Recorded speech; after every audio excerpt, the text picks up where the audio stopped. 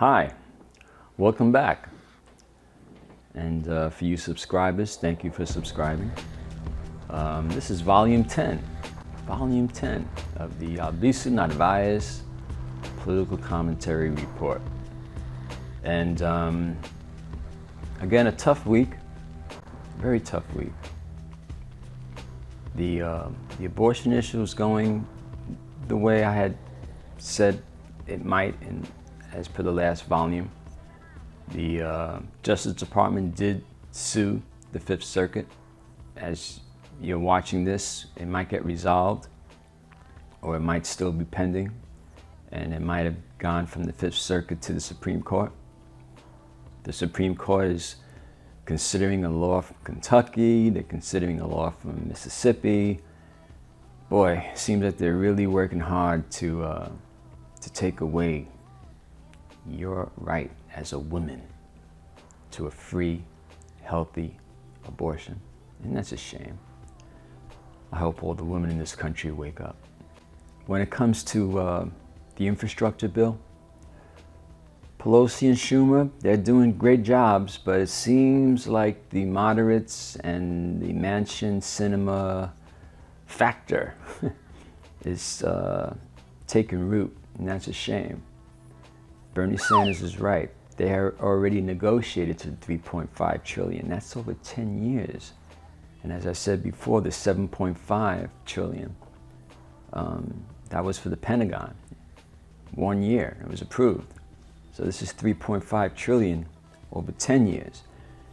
And now already the president, again doing a great job, said, all right, maybe 2.5. Pelosi and Schumer are saying, okay, maybe we gotta get rid of a couple of programs or put them in the back burner or reduce the budget a little bit. It's a shame. It shouldn't be, but that's what's happening in the infrastructure bill, so it's a tough week. The debt ceiling, we were winning that game, and then Mitch McConnell did a brilliant ploy to buy time. And he did that only because he felt he was going to force the issue on the filibuster.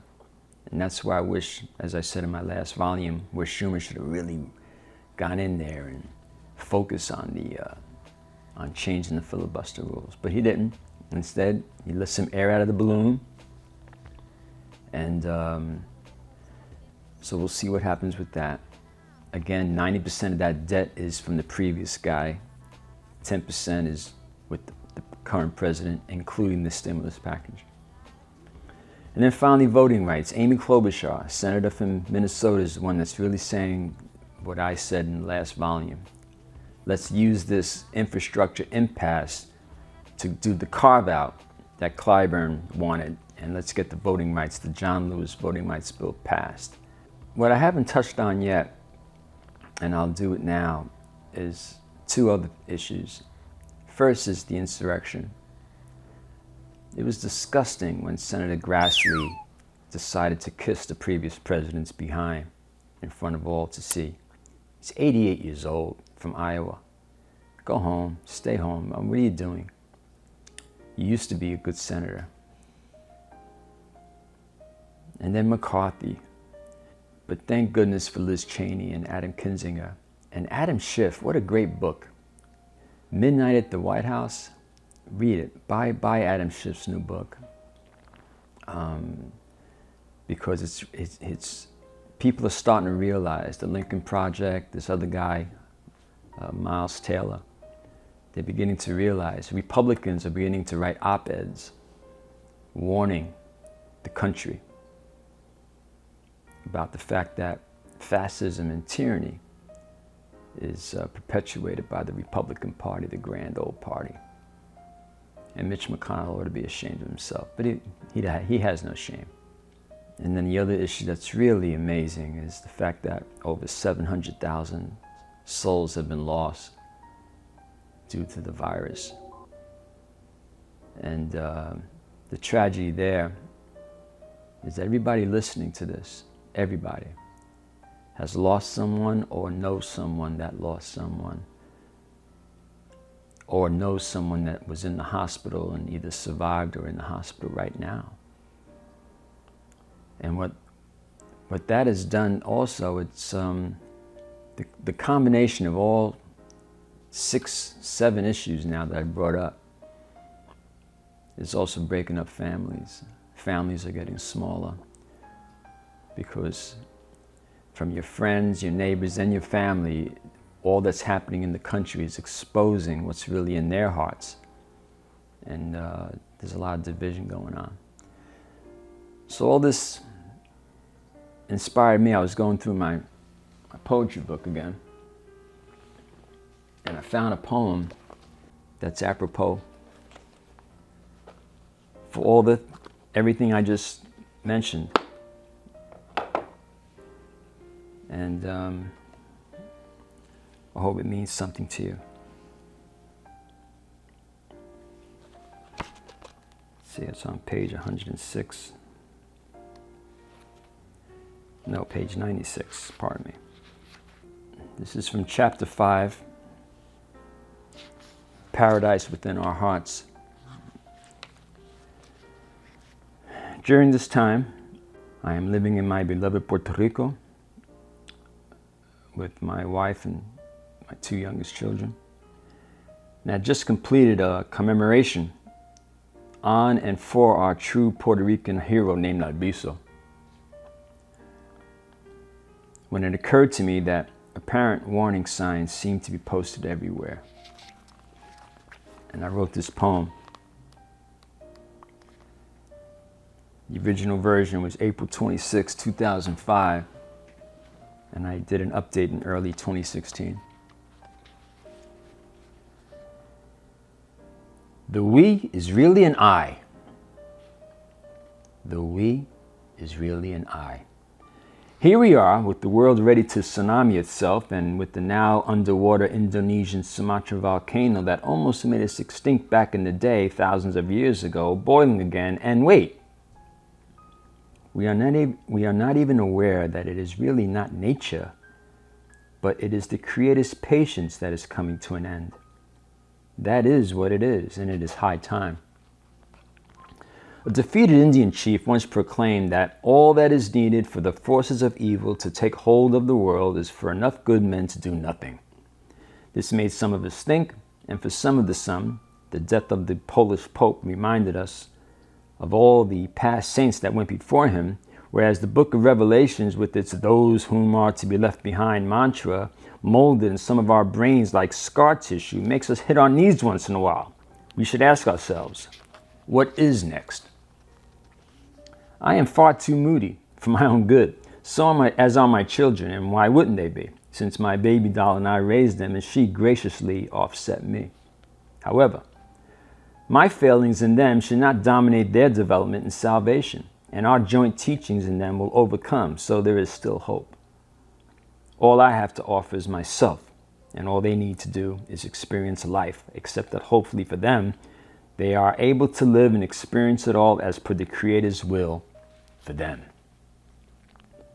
For this is something that I have never had, always wanted, will always strive for, but for some ungodly reason may never reach, nor understand why such efforts shall remain as such unattainable, and that is to live my life under the auspice, guidance, and protection of God's will for me. We as a civilization never learn. We as a tribe always metaphorically eat our young through selfish dogma. We as a people constantly walk on documented minefields. We as a congregation are forever damning the sacrificial lambs among us. We as a government commit the most heinous crimes against even our own mother.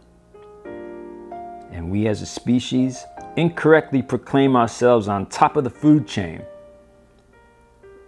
And we as a collective soul may be lost beyond comprehension. And the we is really an I, and the I is lowercase.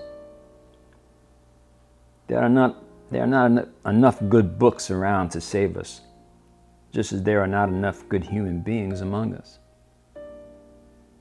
And the shambles of what we now call life is firmly welded as known evils are now suddenly in real positions of and in power throughout government, within the church, and within. And the writing, once sacrosanct, is that once upon a time the written word was all we had, is now almost a silent scream.